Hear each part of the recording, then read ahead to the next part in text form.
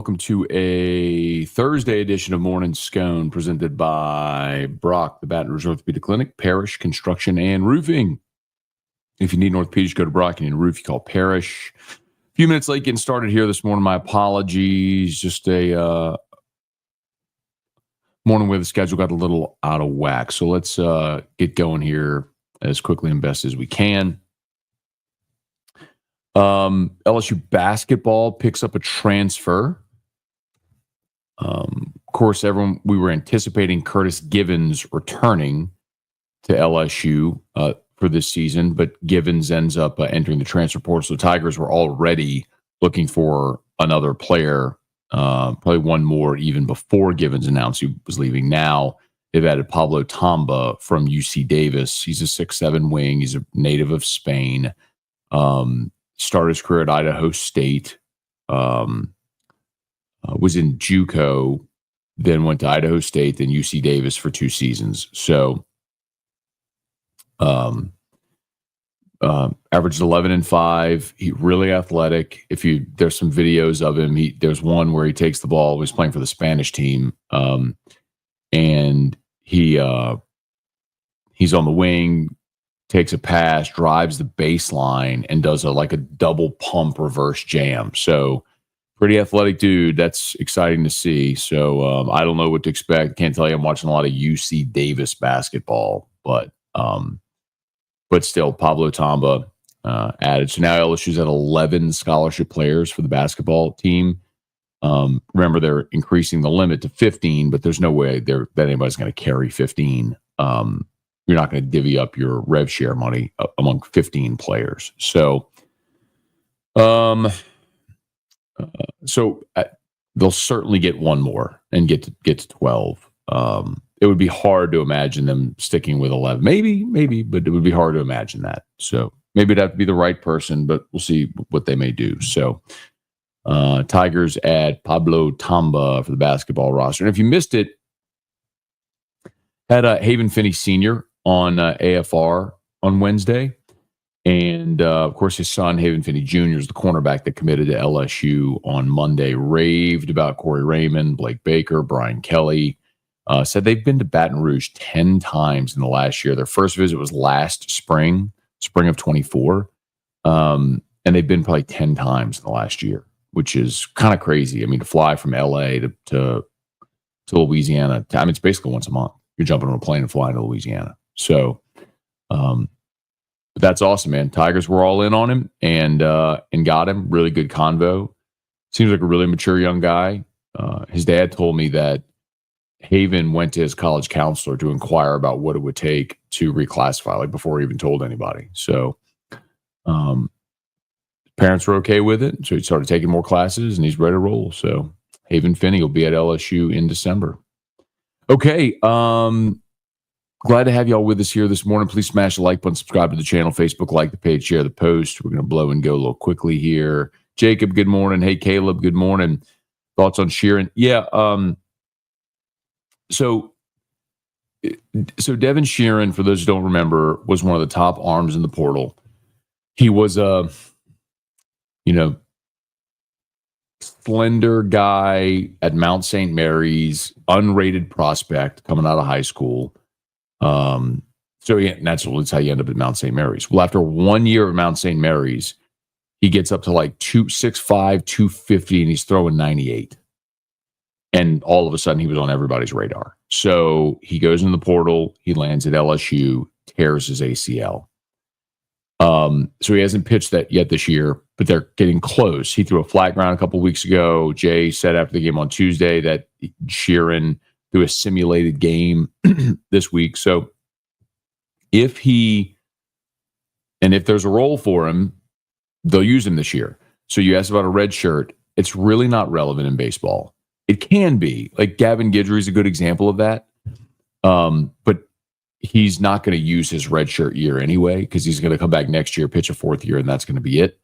But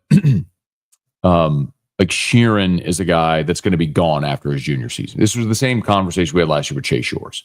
So Chase Shores blows out during his freshman season. He's on the shelf. He started throwing by the end of his sophomore year. It was like, man, if you can get anything out of it, get it, because he's gone after this year. So, like, despite the fact that he hasn't pitched well, he's still 6'8" and throws 95, 98. Like, someone's going to draft him and he's going to be gone. So, same thing with Devin Shearan. Like, next year is Devin Shearan. Like, that'll be it. He'll be draft eligible after next year and he's going to sign somewhere. So, the thought is, if you can get anything, one pitch out of him this year, it's worth it because you only have him for next year anyway, and then he's gone. Then he's gone to the draft. So the red shirt doesn't really matter, if that makes sense.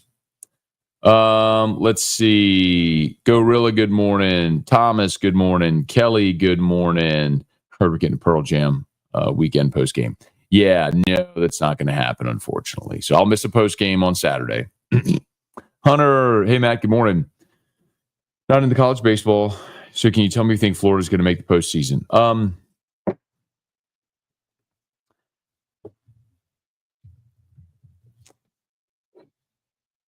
going to look at their updated RPI at Walter Nolan. See, the thing about SEC teams is you always have a strong RPI, but your win-loss record, your quad one win-loss records matter, and then your SEC record matters.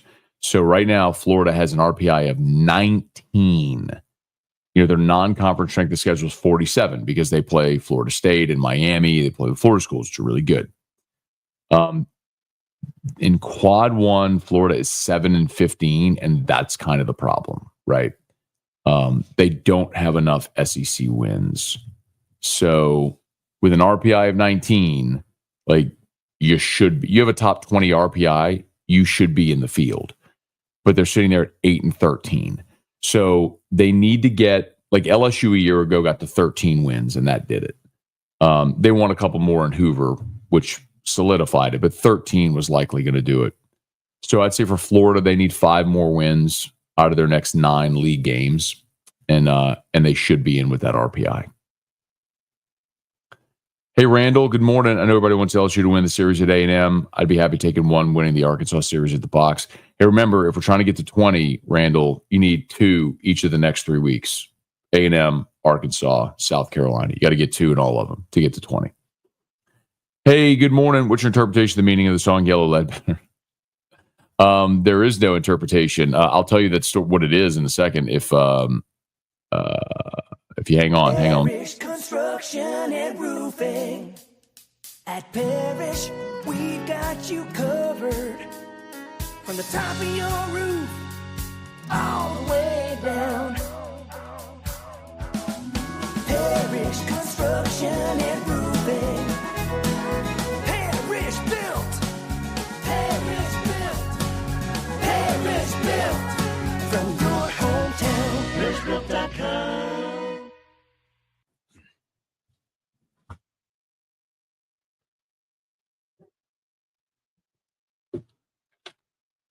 Did it play?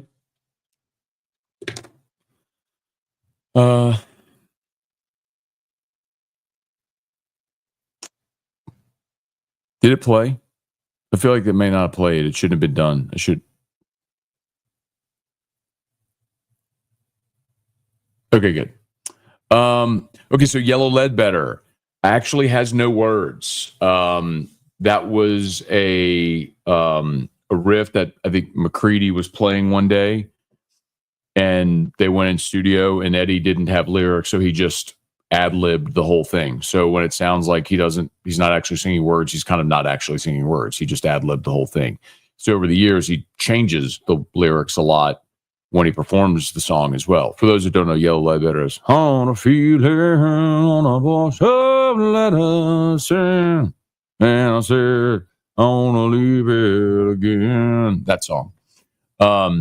So there aren't words. And so like there's sometimes, I think there's a reference of like, is it someone waiting at home for a loved one who went off to war and is coming back? It's like, I don't know, like the whole, don't know a box or a bag. Like, are you coming home in a coffin or a body bag? But then there's times where he sings it, I don't know whether I was the boxer or the bag. Like, are you punching or being punched? So there's a whole lot of different, there aren't lyrics. That's kind of the strange beauty of that song. Hey, Brian, good morning from Macon, Missouri. There you go. Bubba, Patrick Gumaugan.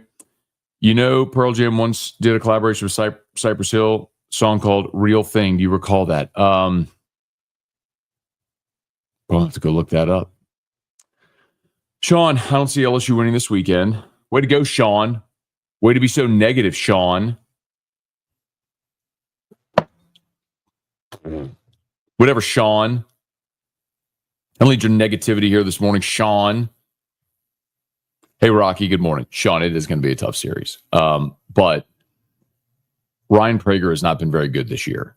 And he's their Friday night ace, he's 2-3 on the season. Like, he's not been great. And the LSU bats show up, and Kate Anderson's been awesome.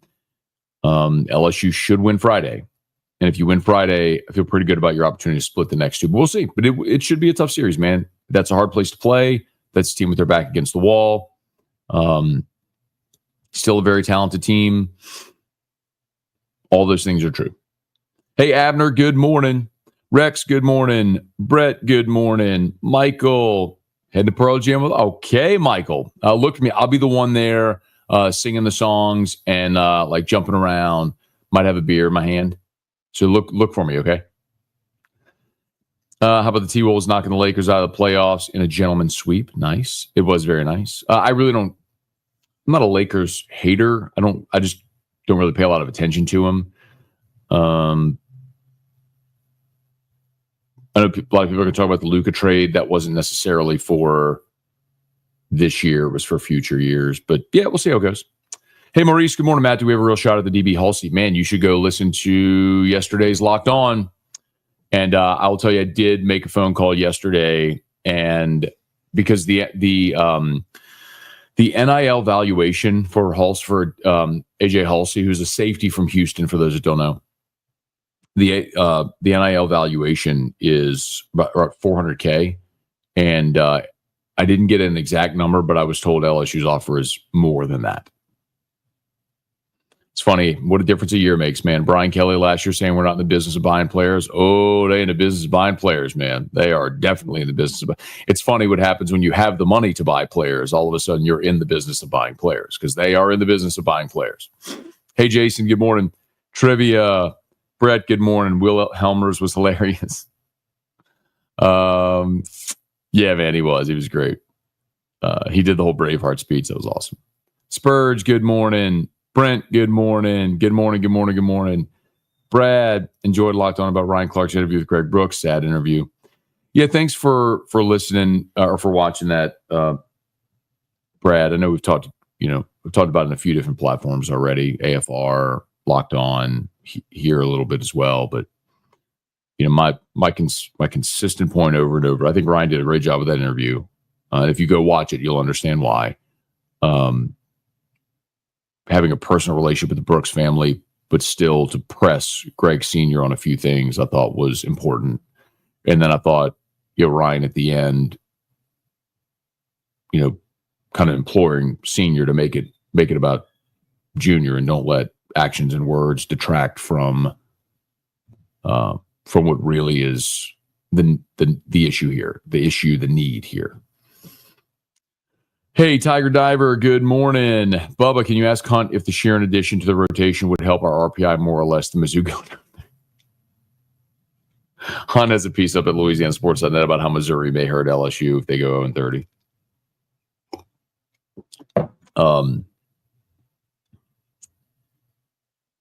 I mean, 0-21, man. I mean, 0-21. It's unfathomable. Hey, Brian Wynn, good morning. Rocky, who would you comp Shearan to? Shores, Rizzy, big, tall, hard-throwing righty. I mean, he's 6'5", throws 95, 98.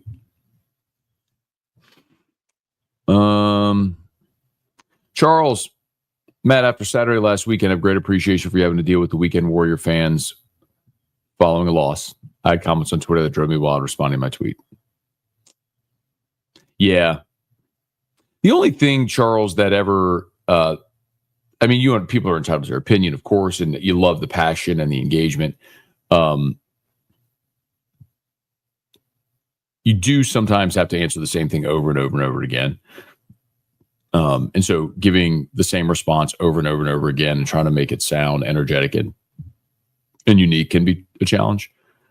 But I've said this before, I'll say it again, and I don't mean for it to be insulting, but I know it comes across that way. I just don't think LSU fans approach baseball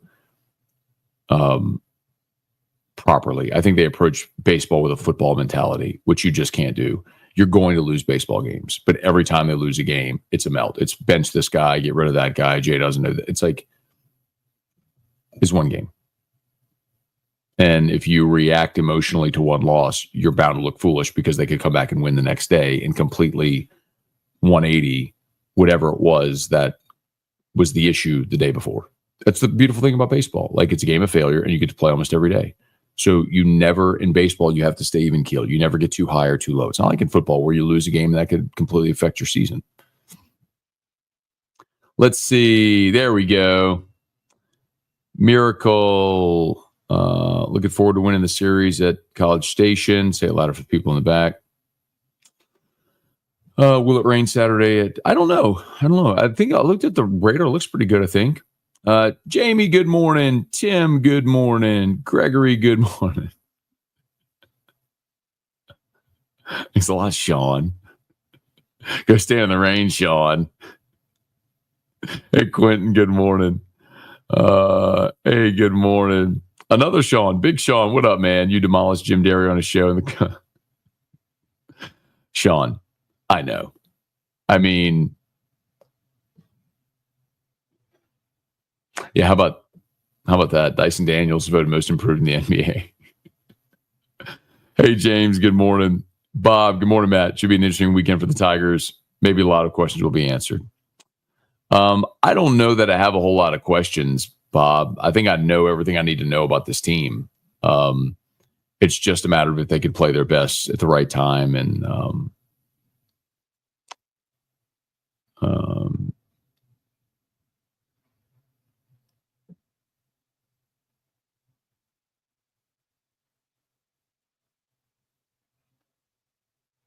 yeah, try to go win one.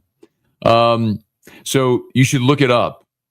This is about Ledbetter again. It's the sort of understood belief is more like about a spouse waiting for, like a wife waiting for a husband coming back from war. You get the letter, like the letter, informing you that your loved one had died, and they come home in the box or the bag, and that's the general thought of it. But again, there are no lyrics to that song. The whole thing was ad-libbed, and so it changes all the time. Okay. Zachary. Maybe so. The ball 4, ball 5, ball 6 chant and the bubbles. Maybe that'll do it. All right, I gotta go. Y'all have an awesome day. Locked on LSU is live. We'll see you for AFR 3. Peace.